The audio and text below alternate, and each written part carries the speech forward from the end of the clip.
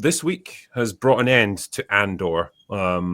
Season 2 of Andor is now finished, and it now dovetails quite nicely with Rogue One. And I don't know how you guys want to do this, but whether you want to just talk specifically about the latest block of episodes that came out or just the show as a whole. But I mean, I'll maybe just throw it open to you guys and see what you think of it.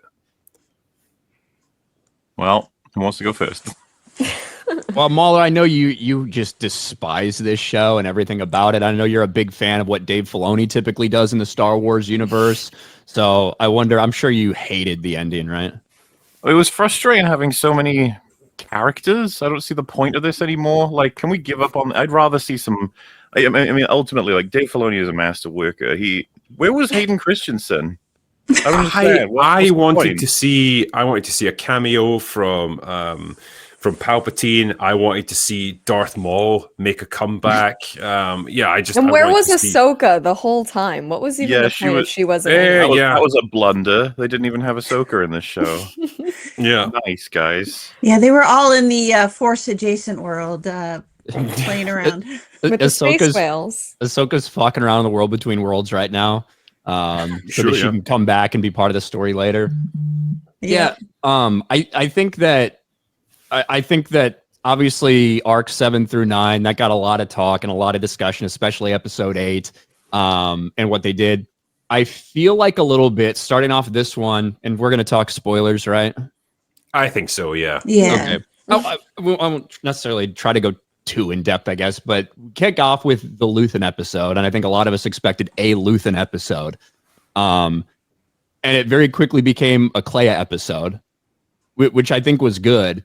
I wish we could have got a little more of Luthen, maybe as he's imprisoned, maybe as people are trying to question him, like before we get this, what we knew eventually had to happen to Luthen happened to him. You knew he wasn't going to make it.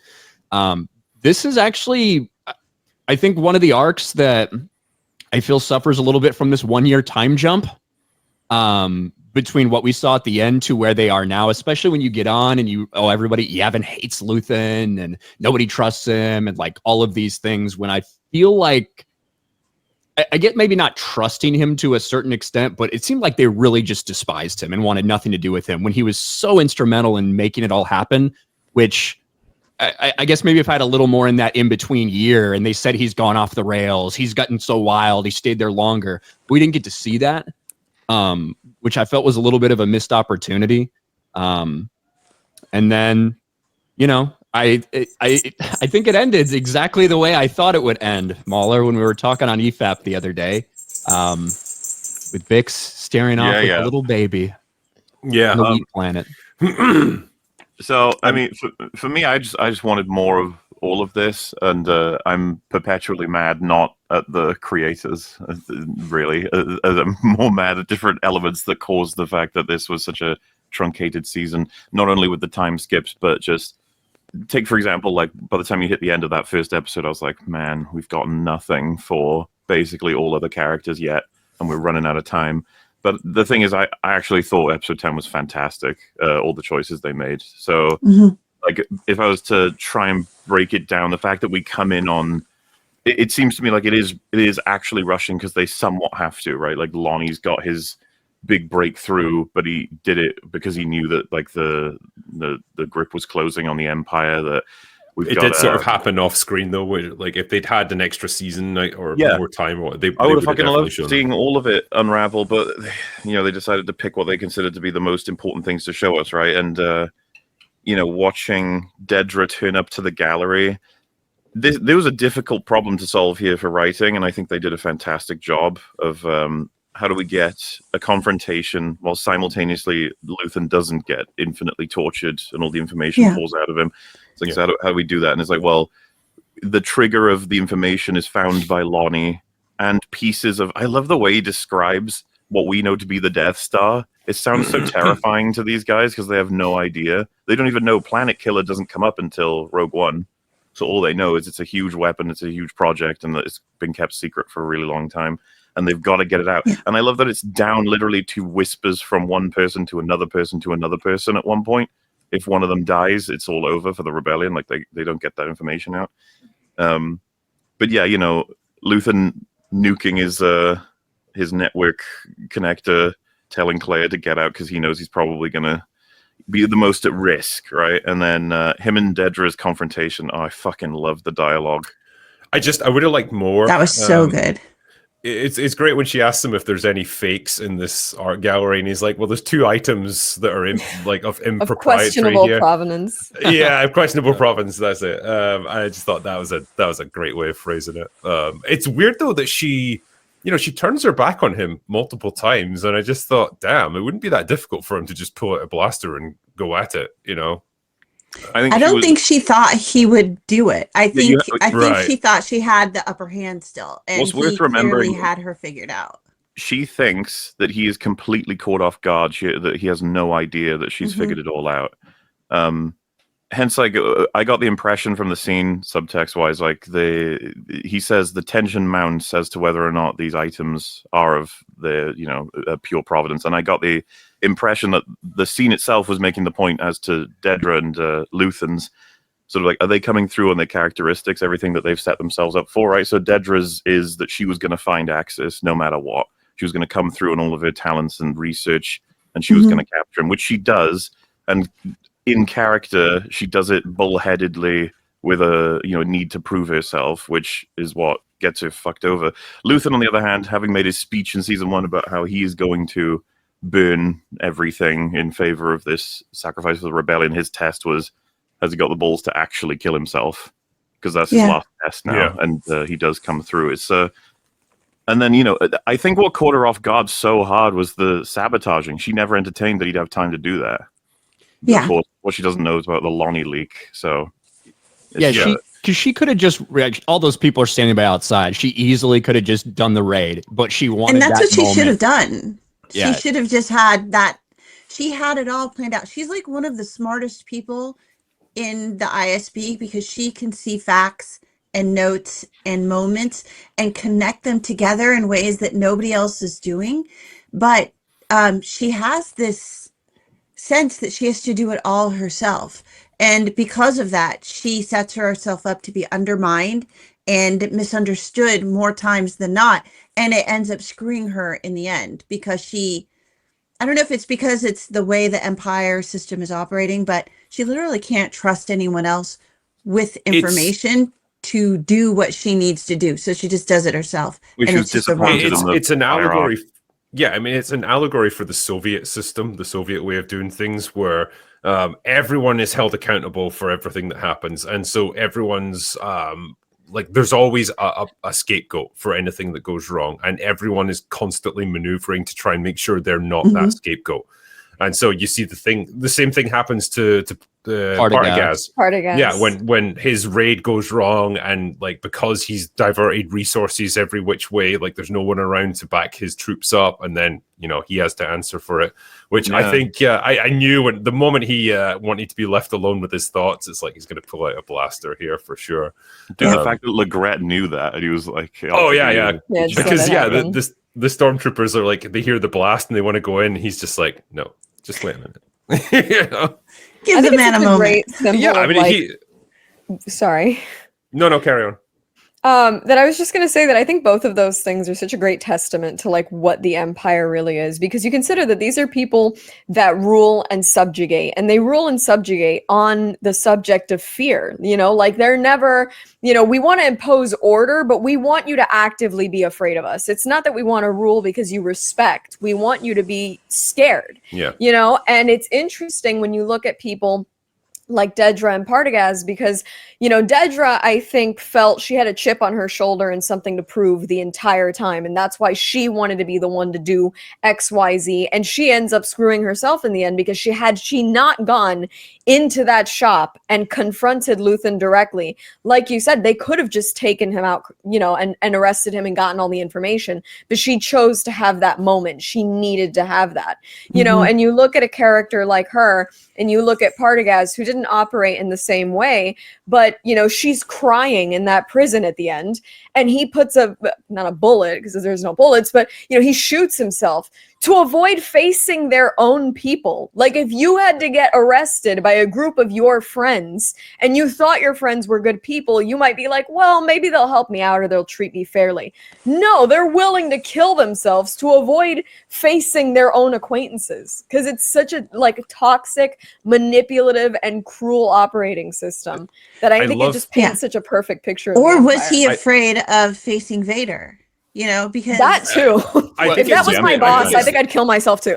Yeah, I think it's the shame and the humiliation of being put on trial, having your rank stripped, and probably ending up in a prison as well. He's probably For sure, decided, no, it's not Well, worth it. I would rather just take my own life and go out on my own terms. But I love his final scene where he's listening to the recording of like the Resistance Manifesto. Linux Manifesto, Yeah. And and he just gives that beautiful line of like, it just keeps spreading. It's like he knows right now, like they're losing. They're going to lose. And It's going to take a long remembering, time, but like right? eventually this is going to spread through the whole galaxy and they can't stop it with There's, all their stroke power of and genius resources. shit. His introduction, he akins the ISB to like the immune system of the Empire. Like they have to seek out, you know, diseases and destroy them well before they can have consequence.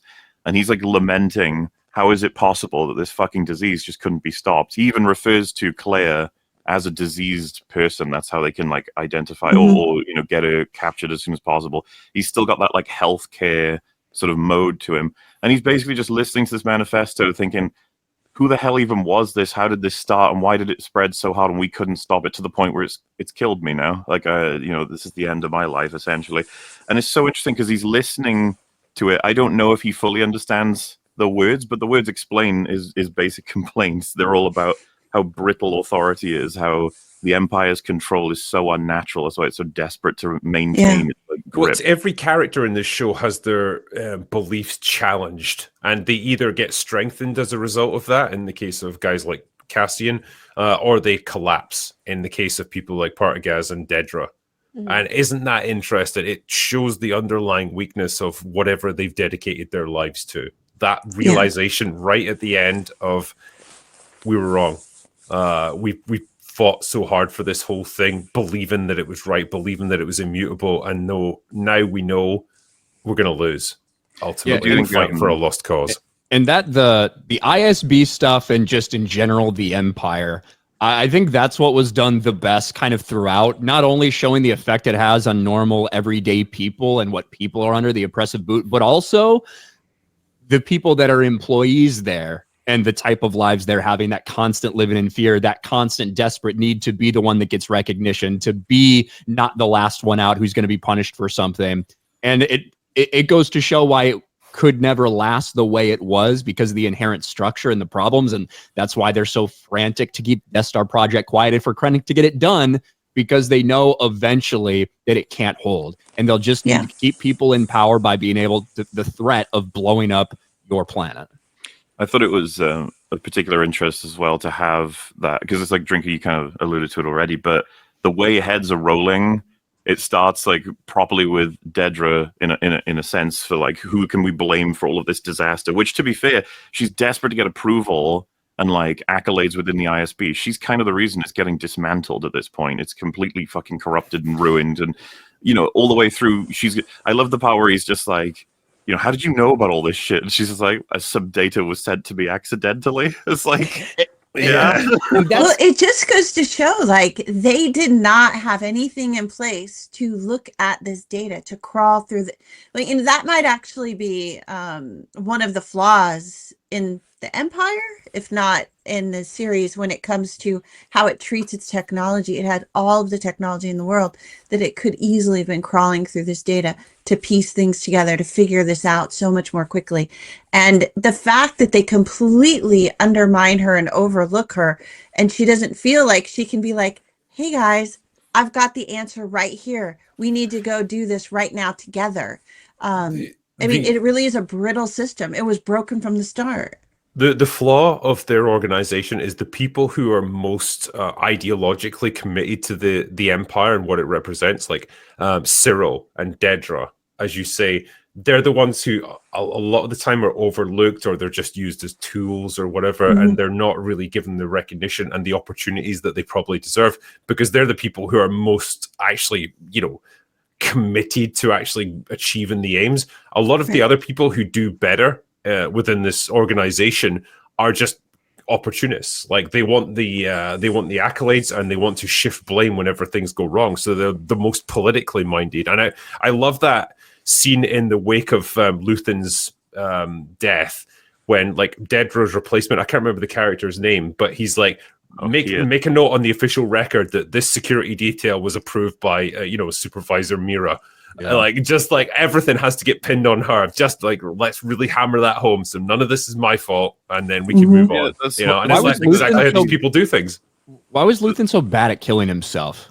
Can we talk about that? Like, why didn't he just go for the wrist? Like, what? Or just like shove it through his fucking head or something. Just put it in your throat, slice your throat, like this is Luthen. This is somebody who's committed, right? This is Luthen. It was just like he just plunges into his stomach and kind of goes down. It's Obviously, real. I mean, medical technology in this world, I guess, is like way more advanced. So even like a fatal wound for us, like, is something that they can probably treat. Yeah, like a lightsaber. Like a lightsaber. Yeah. A lightsaber, yeah. Yeah, but why didn't you have like a poison tooth? You know what I mean? Like, I feel like he should. I feel like he should have had like a bomb set up in that entire shop, like a remote triggered device or whatever. So like, if we're burned and the whole thing goes south, I just press a button, the whole place just gets incinerated immediately, rather than having to manually go back and pour acid over shit. And I think a bomb would have been cooler, but he did, but like he didn't really destroy the equipment. Like they were able to salvage enough of it to like track down. Well, he was Andor. interrupted, right? That's how close it came. It was down to the wire for. I guess what I'm saying is like, there's probably quicker ways to destroy a place like that, and just not have to go there physically yourself and slowly and methodically destroy everything. I'm with you. I think I would have expected them to have had a system that would just annihilate all of it. A thermal detonator, exactly. Cool. it could have been something cool, like a voice activated bomb, so that if he realized he was caught in person in the space, he could just say a trigger word. He could have said, "I have friends everywhere," and the whole thing would blow up. Yeah. It's like, oh shit, that's also the password. Damn. I thought him using a blade though was kind of cool, like, because the way that I looked at it, like, okay, yeah, he did kind of a shitty job of killing himself. If he was gonna do that, he should have gone for the wrist or the throat, not the stomach, and then eventually like halfway survived.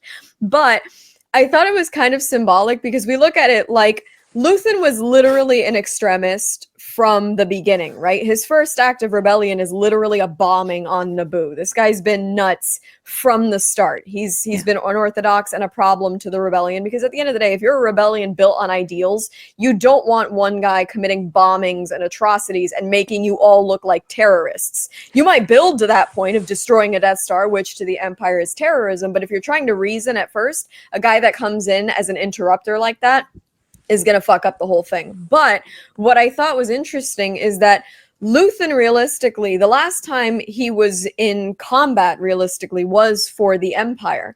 Everything else that he's done is like, set a bomb, walk away. I sent this guy to go do this. And he's working on Coruscant. The last blood on his hands is his own. And that's the last act of violence that he commits with his own hands is against himself. Like, I don't know. I thought it was like oddly poetic, and I thought it worked for an ending for him. It's beautiful symmetry.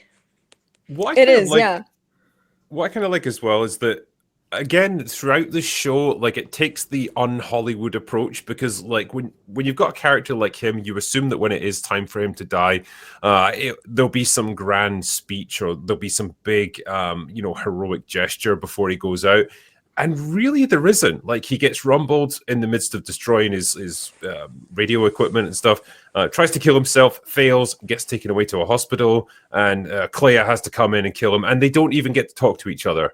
He's still unconscious when she does it. Remarkable restraint that they did. Exactly. That's what I'm saying. Like, a different show would have had him wake up and say like, "Oh, you have to do it. Like, this is what I signed up for." There's no need for that. We understand all of that from her character, from all their interactions up to this point, how committed they are, and it's fine to just do it. And real life isn't poetic like that. Real life isn't dramatic like that. It's much more mundane, and it's much more low level. And I think that's kind of one of the defining features, weirdly, of this final block of 3 episodes. There isn't some big climactic battle that really caps off the whole show, the whole season. It's really just smaller character moments, like what happens to Luthen, what's going to happen to Partagaz, what's going to happen to Dedra, and then ultimately setting up Rogue One.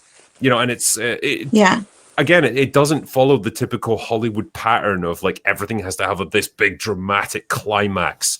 It's much more restrained than that, and I think it works on its own terms. Well, you know, to follow up on that, just the fact that it's almost anti-Hollywood also in how Tony Gilroy put all this together.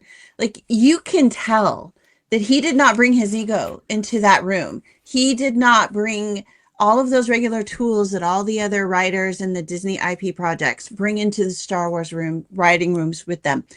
You could tell he literally looked at Rogue One. He looked at Star Wars: A New Hope. He looked at the prequel series and what needed to happen there.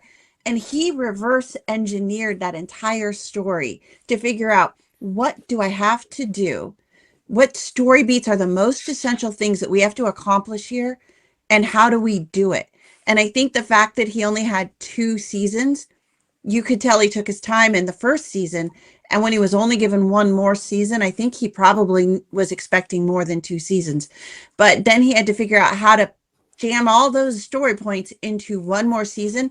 And the fact that he found a way to do it without sacrificing the original story, which is the Rogue One story or Star Wars, and still managed to tie those threads together throughout and make it look all intentional. Like, it looks like this whole thing was planned out from the start, the way he wrote it and produced it. It was just really well done.